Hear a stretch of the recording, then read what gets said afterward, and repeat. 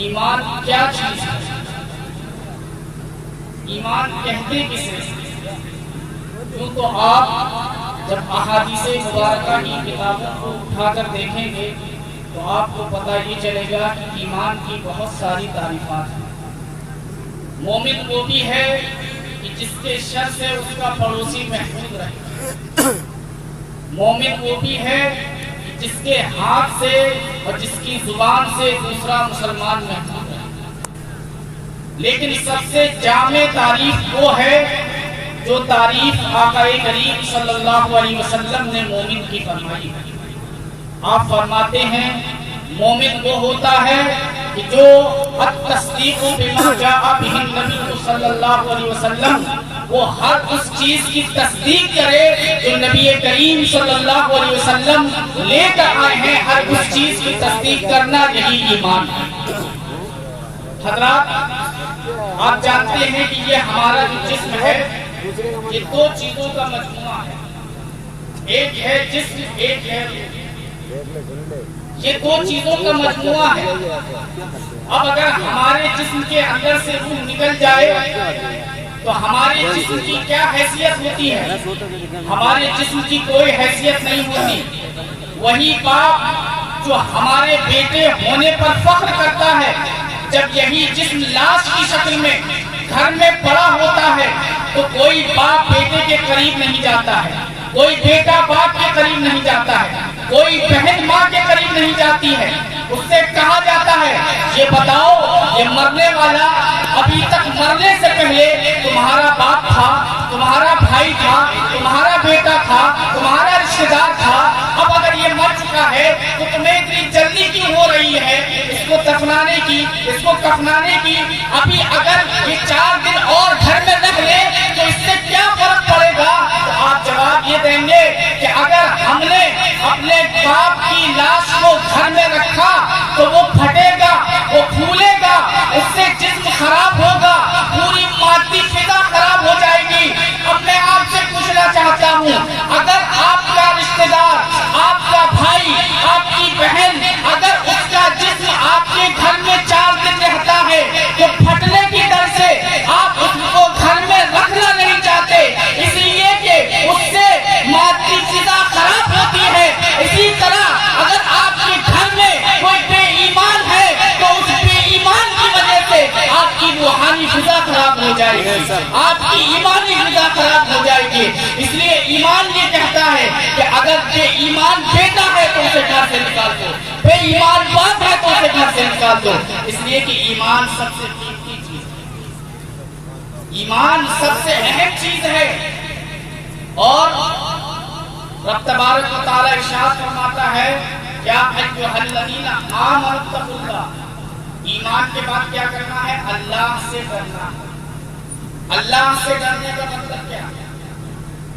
اللہ سے ڈرنے کا مطلب یہ ہے کہ اللہ سے ڈرو، نماز نہ پڑھو، اللہ سے ڈرو، رمضان المبارک کا مہینہ آ جائے تو روزہ نہ رکھو، اللہ سے ڈرو، صاحب استطاعت ہو اور صاحب نصاب ہو زکوٰۃ نہ ادا کرو، اللہ سے ڈرو، صاحب استطاعت ہو حج نہ کرو، اللہ سے ڈرو، پڑوسیوں کو ستاؤ، اللہ سے ڈرو، بیواؤں پر ظلم کرو۔ کیا یہی اللہ سے ڈرنے کا مطلب ہے؟ کہ یہی خوف خدا ہے؟ نہیں، اللہ سے ڈرنے کا مطلب یہ ہے کہ اللہ سے ڈرو، جب نماز کا وقت آ جائے تو وقت پر نماز ادا کرو، یہ ہے اللہ کا خوف۔ جب رمضان کا مہینہ آ جائے تو رمضان کا روزہ رکھو، یہ ہے اللہ کا خوف۔ اگر صاحب استطاعت ہو تو حج کرو، یہ ہے اللہ کا خوف۔ صاحب نصاب ہو زکوٰۃ ادا کرو، یہ ہے اللہ کا خوف۔ اب میں آپ سب سے پوچھنا چاہتا ہوں کہ نجات کے لیے، جنت کو پانے کے لیے، جہنم سے چھٹکارے کے لیے، دنیاوی کامیابی کے لیے، آخرت کی کامیابی کے لیے یہ 2 چیزیں ضروری ہیں، ایمان اور عمل صالح۔ اگر کسی کے پاس ایمان ہے اور عمل صالح ہے تو وہ جنت کا مستحق بن جائے گا۔ لیکن آیت کریمہ کیا کہہ رہی ہے؟ وہ کہہ رہی ہے وَكُونُوا مَعَ الصَّادِقِينَ، ایمان و عمل کی بات نہیں، سچوں کے ساتھ ہو جاؤ، वलियों के साथ हो जाओ, अच्छों के साथ हो जाओ। क्या वजह है कि कुरान हम सबको इस बात की तरफ राग़िब कर रहा है कि ईमान हमें मिल चुका है, अमल हमें मिल चुका है, फिर भी हमसे कहा जा रहा है कि तुम सच्चों के साथ हो जाओ। तो उसकी वजह ये है, मुफस्सिरीन फरमाते हैं, उलमा फरमाते हैं कि अल्लाह तबारक व तआला ने इस पूरे वजूद के अंदर हमारे सीने में एक दिल रखा है, उस दिल में नबी का इश्क रखा है। अगर तुम इस दिल में महफूज ईमान की हिफाजत चाहते हो तो गौसे आजम के दामन से जुड़ जाओ, वलियों के दामन से जुड़ जाओ। अगर तुम औलिया के दामन से जुड़ जाओगे तुम्हारा ईमान महफूज हो जाएगा, तुम्हारा ईमान महफूज हो जाएगा। यही वजह है कि औलिया के दामन से ईमान महफूज होता है। और जब इल्म थक कर बैठ जाता है तो वली के मुशाहदात और वली की करामतें सहारा देती हैं। मैं आपके सामने अर्ज करूं, हजरत इमाम फखरुद्दीन राजी, ऐसे इमाम कि जिन्होंने फलसफे यूनान को मात दी अपने जमाने में, ऐसे इमाम फखरुद्दीन राजी अपने दौर के बहुत बड़े जय्यद आलिम, लेकिन जब उनकी नज़ा का वक्त करीब आया, उनकी मौत का वक्त करीब आया, तो शैतान उन्हें बहकाने के लिए आया और कहा कि ऐ इमाम राजी, तुम अल्लाह को एक मानते हो, ये बताओ अल्लाह की वहदानियत पर तुम्हारे पास दलील क्या है? तुम्हारे पास दलील क्या है?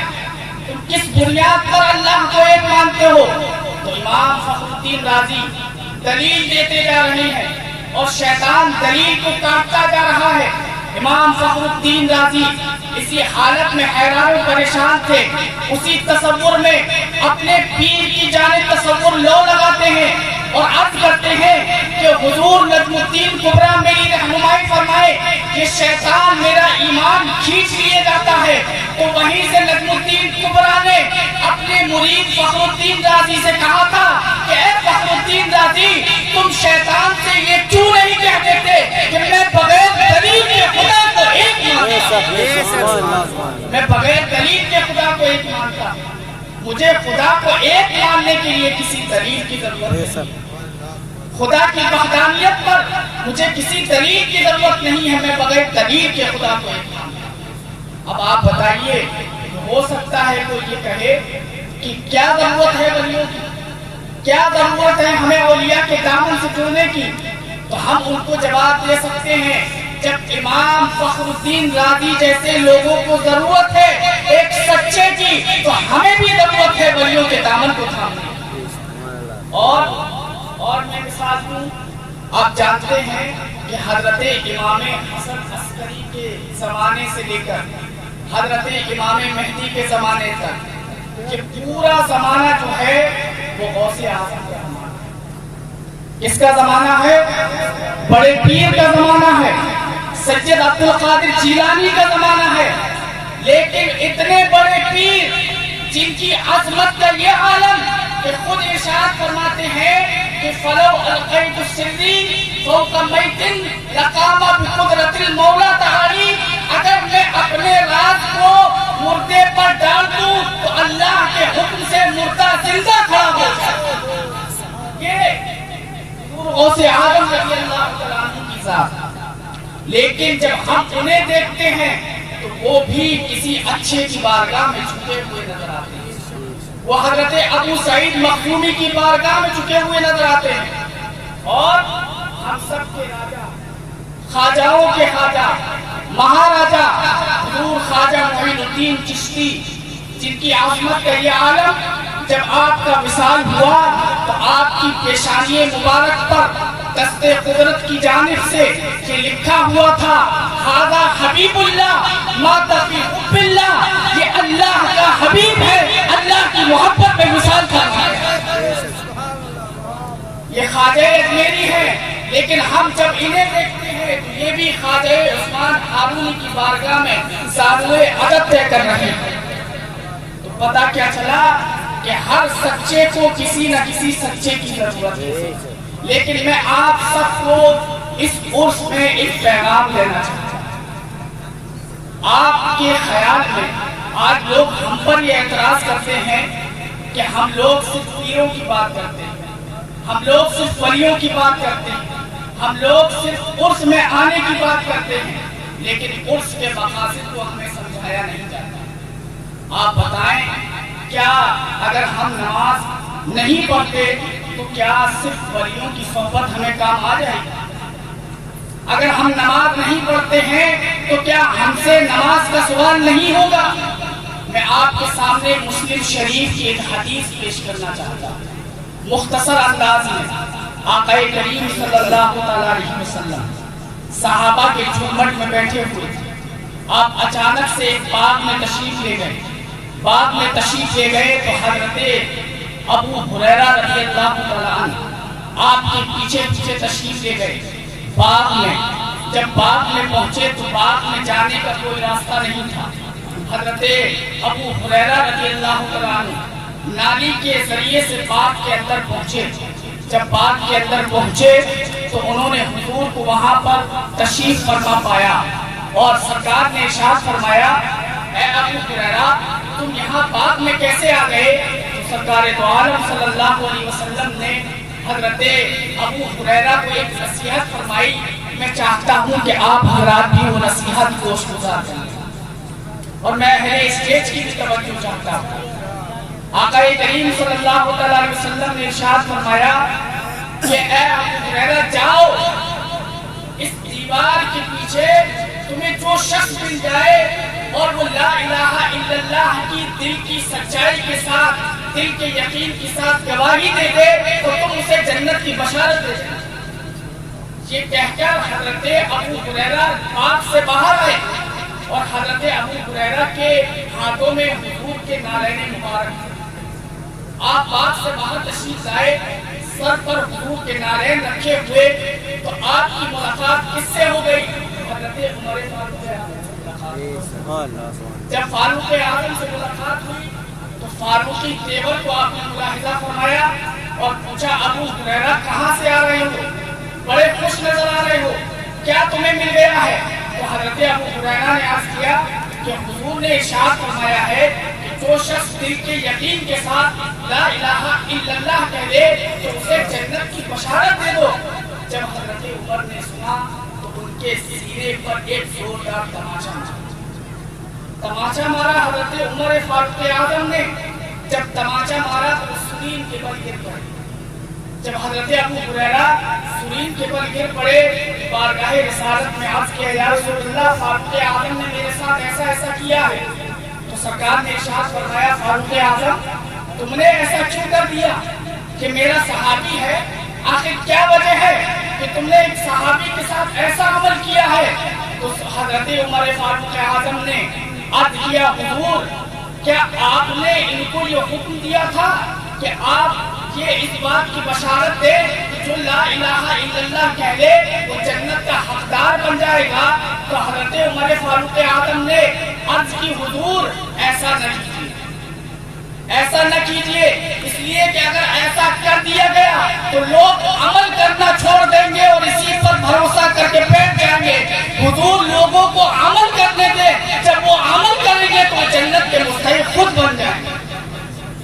تو لہذا آپ کو عمل کرنا ہے، عمل کے میدان میں آگے آئیے۔ اور آج حالات کتنے خراب ہیں وہ کسی سے پوشیدہ نہیں۔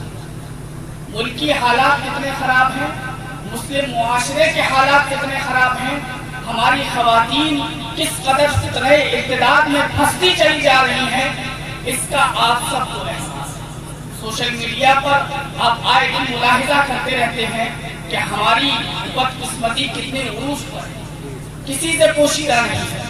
آپ صرف رات بھر جاگ کر جلسہ کرنے سے آپ نے اسلام کی کوئی حقانیت ثابت نہیں کری۔ رات بھر عرس منانے سے آپ بہت اچھے مسلمان نہیں بن گئے۔ آپ اچھے مسلمان تب بنیں گے کہ آپ جلسے میں بھی شریک ہو اور فجر کی نماز میں بھی آپ شریک ہو۔ آپ سچے اور پکے مسلمان کو تب بنیں گے جب آپ کے کردار سے پتہ چلے کہ ایک مسلمان جا رہا ہے۔ آپ جانتے ہیں کہ پہلے اسلام کو پھیلانے کے لیے کسی الگ سے کوئی تنظیم کی ضرورت نہیں پڑتی تھی۔ تبلیغ کی ضرورت نہیں پڑتی تھی. لوگ غوث اعظم کو دیکھ کر اس لیے ایمان لے آتے تھے کیونکہ غوث اعظم کی صورت میں انہیں پورا اسلام نظر آتا تھا, غریب نواز کی صورت میں انہیں پورا اسلام نظر آتا تھا, مختوم پاک کی صورت میں پورا اسلام نظر آتا تھا. آج ہم جس ولی کی بارگاہ میں بیٹھے ہوئے ہیں, ان کی بارگاہ میں ہمیں ان سے عقیدت اس لیے ہے کہ ان کے اندر پورا اسلام سمٹا ہوا تھا. آج اگر ہم کامیابی چاہتے ہیں تو ہمیں بھی اپنے اندر اسلام کو سمجھنا ہے. جب تک اپنے اندر آپ اسلام کو نہیں سمجھیں گے, آپ کشتی بن جائیں, سچے مومن نہیں بن سکتے, کامیاب مومن نہیں بن سکتے. رب تبارک و تعالیٰ کا فرمان ہے وَأَنْتُمُ الْأَعْلَوْنَ إِن كُنتُم مُؤْمِنِينَ, تم ہی سر بلند ہو گیا اگر تم مومن, اگر واقعی تم سچے مومن بن جاؤ تو تم ہی سر بلند ہو. یہاں پر میری خواتین بھی بیٹھی ہوئی ہیں, میں ان کے سامنے ایک حدیث پاک عرض کرنا چاہتا ہوں. آقا کریم صلی اللہ علیہ وسلم کا ارشاد پاک ہے کہ ایک عورت کی وجہ سے 4 مرد جہنم میں جائیں گے. 4 مرد جہنم میں جائیں گے. کیوں جائیں گے؟ ان کی کیا غلطی؟ نافرمانی عورت نے کی, نافرمانی خاتون نے کی, تو اس کا وبال مردوں پر کیوں آئے گا؟ تو سرکار نے ارشاد فرمایا وجہ اس کی یہ ہے کہ ایک عورت کی وجہ سے اس کا شوہر جہنم میں اس لیے جائے گا, اس لیے کہ جب اس کی عورت نافرمانی کر رہی تھی تو شوہر پر حق تھا کہ اس کو نافرمانی سے روکے, اس کے نہ روکنے کی وجہ سے وہ عورت جہنم میں ڈالی جائے گی اور اس کا شوہر بھی جہنم میں ڈالا جائے گا. وہ عورت خود میدان محشر میں کھڑے ہو کر یہ عرض کرے گی کہ مولا مجھے جہنم میں بعد میں ڈالنا, پہلے میرے باپ کو جہنم میں ڈالنا. اس لیے کہ جس وقت میں آدھا لباس پہن کر بازار میں گھومتی تھی تو میرا باپ مجھے منع نہیں کرتا, اگر وہ مجھے گھر میں روکتا تو میں رک جاتی, لہذا مجھے جہنم میں ڈالنے سے پہلے میرے باپ کو جہنم میں ڈالنا. اور وہ بھائی بھی نہیں بچ سکے گا جو اپنی بہنوں کی عصمت کی حفاظت نہیں کرتا, وہ بیٹا بھی نہیں بچے گا جو اپنی بہن کو اور اپنی ماں کو بے پردہ بازاروں میں گھومتا ہوا دیکھتا ہے. تو حضرات انہی باتوں کے ساتھ میں آپ سب سے گزارش کروں گا کہ رب تبارک و تعالیٰ کا فرمان ہے یا ایھا الذین آمنوا ادخلوا فی السلم کافہ, اے ایمان والو پورے اسلام میں داخل. یہ 2 رنگی چھوڑ دیجئے کہ کبھی ادھر کبھی ادھر, جو اچھا لگا وہ اپنا لیا اور جو اچھا نہیں لگا اسے چھوڑ دیا. ایسا کرنے سے آپ اسلام میں پورے داخل نہیں ہو پائیں گے. اسلام میں پورے داخل ہو جاؤ, اسلام کے جتنے قوانین ہیں سب پر عمل کرو, تبھی تم کامل مومن بن جاؤ گے. جب کامل مومن بن جاؤ گے تو یہی تمہاری نجات کا سامان بھی بن جائے گا, یہی تمہاری بخشش کا سامان بن جائے گا. اللہ تبارک و تعالیٰ کی بارگاہ میں دعا ہے کہ ہم سب کو عمل کی توفیق عطا فرمائے. وما علینا الا البلاغ. السلام علیکم ورحمۃ اللہ تعالیٰ وبرکاتہ.